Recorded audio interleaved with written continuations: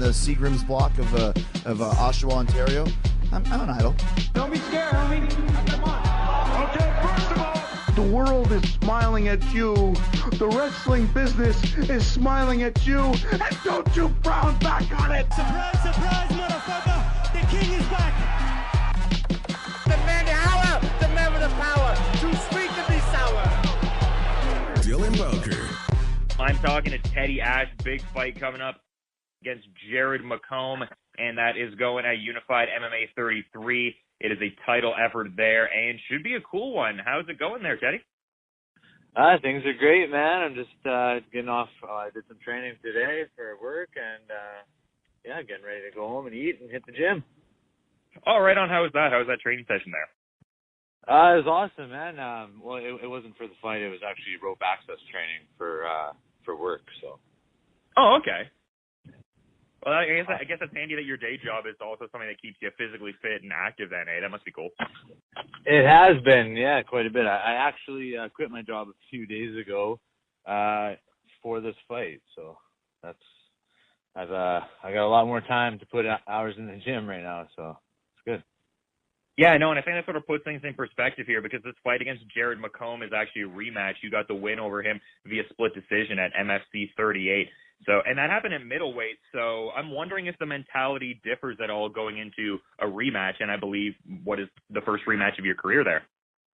First rematch, yeah. I don't think the weight will change the mentality of it, but it's going to be a bit different. Neither one of us is going to be cutting much weight, and we'll be feeling really good. And it's just gonna cause for fireworks, you know. And neither one of us has any excuses for being tired or anything like that.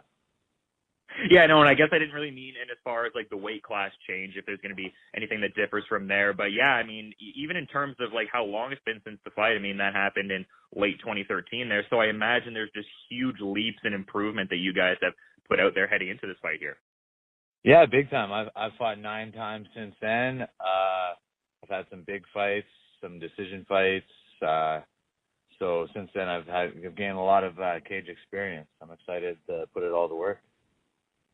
Yeah, and I mean, you've competed in quite a few different promotions. I mean, I mentioned MFC earlier, but also Rumble in the Cage, King of the Cage, some big names in the Canadian MMA scene. But 5 of your last 6 fights have been with Unified. So does this feel, you know, validating to be finally getting this title shot here? Because I imagine there's a good rapport that's been established with Unified, being that you fought so many of your last few fights with them.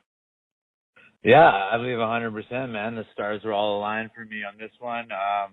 I had fought for the 185 title last December. I was coming off a couple wins. They gave me a shot. I had a really tough fight in Brendan Kornberger. I came up short on a 5-round decision loss. I took everything I could from that fight, learned, put in tons of fucking hard work on everything that I needed to work on. I came back strong. I got 3 knockouts, and I'm right back in line for another shot, and I believe I really deserved it. I earned it, and it's going to be mine for the taking. Yeah, and I wanted to touch on that fight as well, even though it was a losing effort there against Brendan Kornberger. I would imagine there'd have to be a lot you take away from that because it went the full 5 rounds. I mean, you get a full 25 minutes of cage time. So does that give you a certain level of confidence and a level of, you know, being informed with what it's like to be in a championship fight heading into this upcoming title bout here? Yeah, 100%. I know I can go 5 rounds. I'm already in better shape than I was when I fought Kornberger, so I'm not worried about being tired. Kornberger got me on the scoreboard. You know, I never really got my bell rang or anything. We did some damage to each other. I got him a couple of good hits and rung his bell a bit. But as far as 5 rounds goes, I'm not worried about it because I don't think we're going to be going that far anyways. I just made a lot of small, minor mistakes, rookie mistakes against Kornberger, things I didn't know about then that I know now. So. Yeah, no, that's cool. And I think that speaks to your improvement as a mixed martial artist overall. But we're talking about all of this, and you sort of articulated how the cut to middleweight is a little bit more difficult there. So I was wondering, being that you have this prior experience fighting for the middleweight title, if, you know, everything lines up and you win the light heavyweight title here, do you have aspirations of being a dual titleist within Unified MMA going forward? That would be unreal. Yeah, I would love that. That is not necessarily what I'm shooting for. I'm just shooting for taking out McComb right now. That's my 100% focus. What comes after that, we'll see what doors open. I'm sure it's going to open a couple different doors, and whichever one shines the most light on me, that's where I'm going to go. Yeah, and it's interesting because I feel like there's a certain segment of MMA fans who would look at the fact that you guys fought before and you got the split decision edge over him. So maybe they're thinking, oh, he already beat him. I wonder where the motivation's at. But, I mean, you seem like the kind of fighter who, if you were to get a split decision, I imagine you want to go out there and endeavor to get the finish and really just make a statement after, you know, what was a closely contested fight there. Yeah, definitely want to make a statement here, show my improvement and how much I've improved since then. I know he's improved also, but I've improved a lot more. I'm just climbing and climbing and climbing. I'm getting better and better each day, and I'm excited to showcase what I can do now compared to what I was able to do even just a year ago or even just a couple months ago. Yeah, and are you still training out of Complete Fitness and Martial Arts there? I'm at Complete, and I'm at Snake Pit in Edmonton, and I've just started doing some striking at Frank Lee's with Cadro. So there's going to be a lot. I'm working on a lot of new things and with a lot of new coaches and a lot of the same coaches too, and everyone's got my back and helping me big time, and it's been great. Yeah, I'm learning so much. It's awesome. Yeah, those are some of the bigger names in the area in what's already like a huge fight town. So I'm wondering who your regular sparring partners are that you're getting that time in with.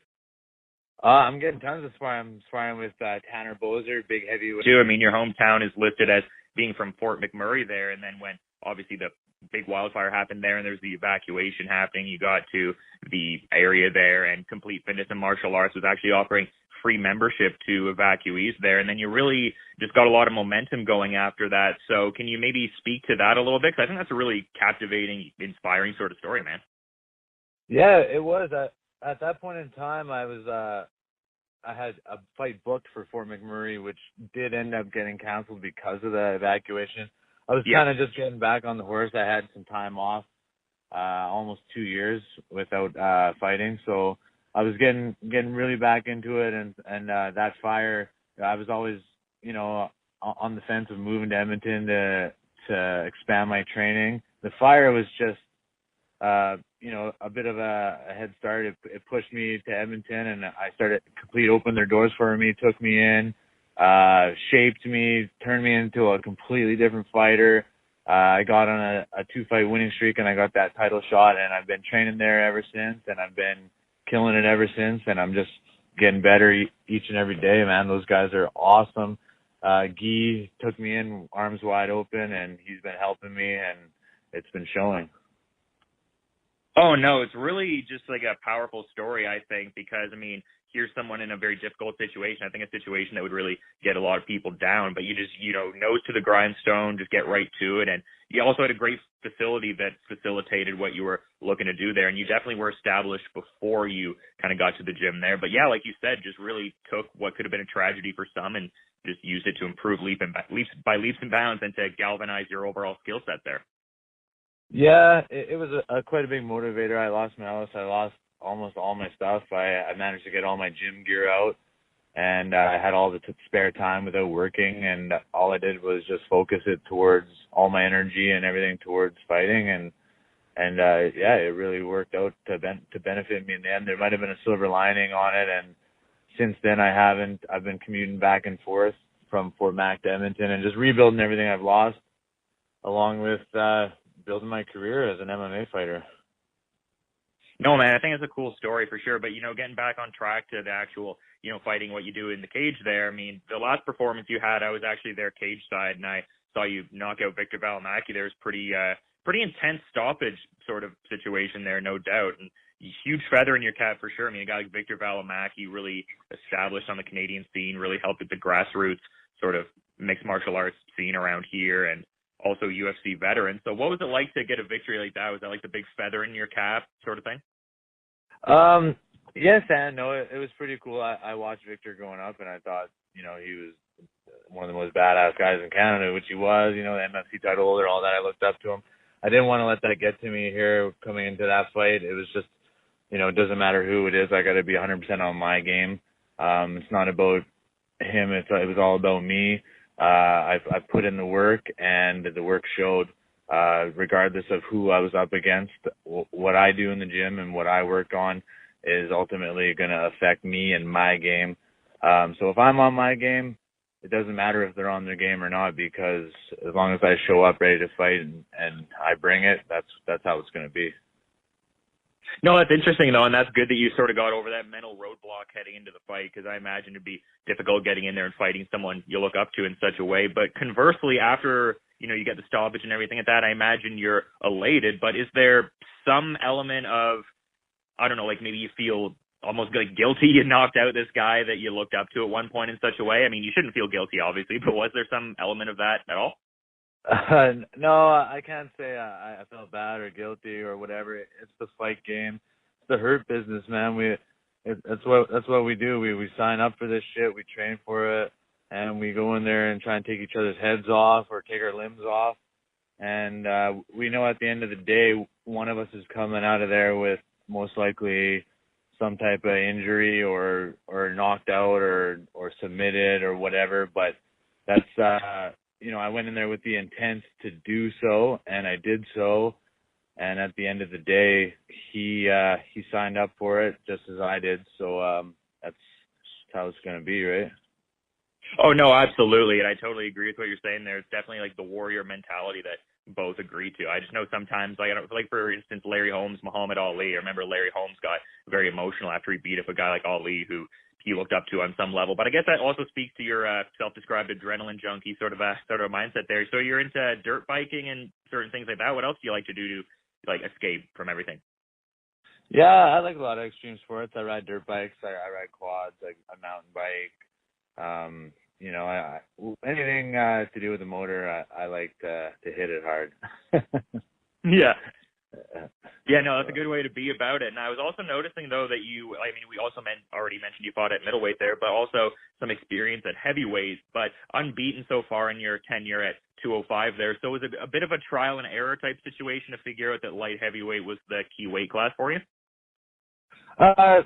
Well, sort of. I used to play football when I first started my MMA, my amateur career.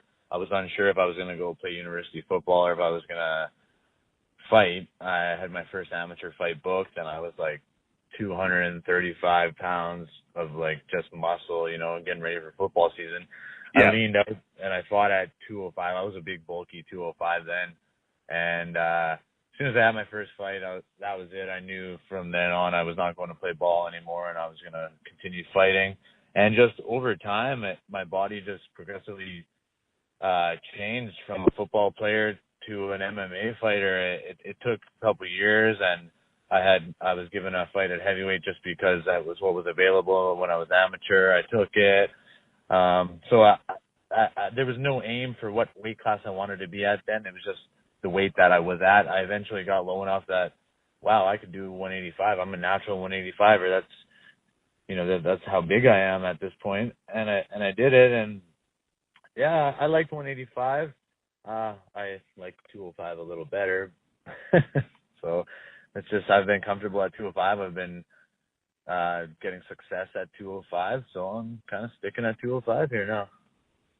Yeah, for sure. And it seems like the money weight thing is getting to be more and more popular nowadays. Are you looking to do that, like fight wherever the openings are between middleweight, light heavyweight, and also heavyweight, or are you just looking to sort of stick 205 out as long as you can go ahead with it?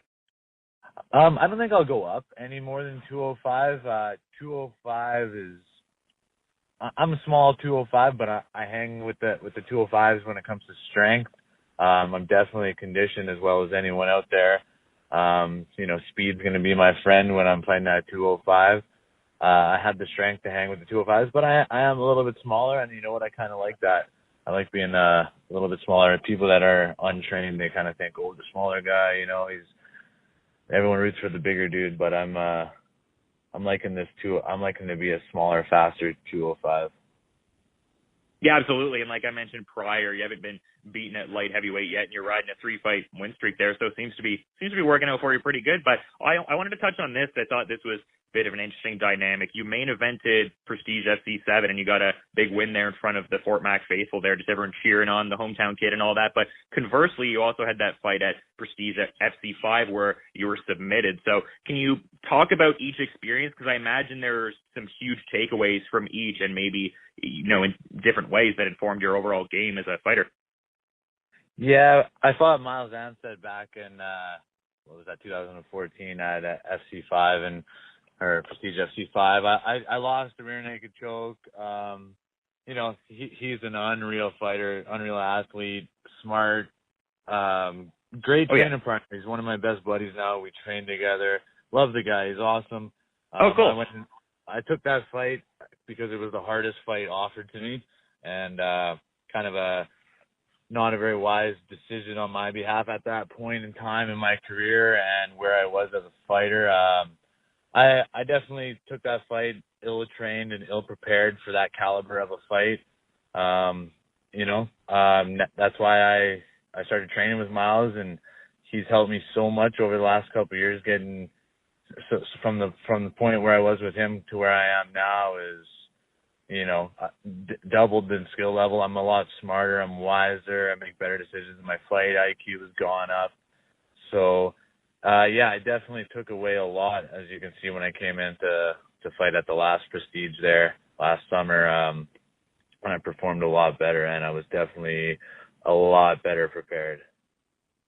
No, that must have been really gratifying, though, I imagine. And that's also the cool aspect of mixed martial arts, because you see these guys compete with each other, and then after the fact, they'll train together a fair bit and sometimes even bring each other up to that next level. I think that's really a cool thing. Yeah, no, it's awesome. It wasn't very long after, actually. I think it was within minutes after in the back. Miles had opened up the doors to me and said, man, if you ever want to come down and train with me and at my gym, or, you know, he even said, stay at my place if you need a place to stay. Welcome me right in as a part of the team, because, you know, not only for me, it's a good addition for him, and over his last couple fights and my last few fights, we've been going head to head in the gym nonstop and trying to beat the shit out of each other as much as we can. and you know, that's where we're winning these fights, is in the gym, and it's showing, man. Yeah, I know it's a mutually beneficial thing from what I'm hearing there. But while you're in the gym, I'm wondering what kind of music you like to train to. Like, is there a certain genre or maybe like set of artists that gets you in the right mindset? It depends on the DJ that day, and with the music, you know. Some days it's like a nice chill Sunday afternoon, open mat. There's a little bit of everything going on. Some hard workouts. Just depends on who's. I listen to a little bit of everything, so. They're good with like whatever's playing sort of thing. 'Cause I hear in some gyms it's like all about country. Some are like really into metal. Some are into hip hop. But you're just fine like with whoever's playing whatever tune, eh? Well, as long as there's no country playing, that might motivate me in a different way. I'd just be pissed off up smash the radio. No, that's great, man. It's good to have an open mindset. I'm kind of the same way with just liking, you know, whatever. Good music's good music, but you've been really good with your time. Is there anything you wanted to add as we're wrapping up here? No, I'm good, man. I'm just ready to fight. Yeah, and I'm looking forward to that. I'm going to be covering that cage side as well. It is a huge rematch. Teddy Ash and Jared McComb, they're going to be vying for the Unified MMA Light Heavyweight Championship. It goes at their 33rd installment. It is December 15th. And again, just really appreciate the time you gave me there, Teddy, and best of luck going into the fight. No worries. Thank you, man.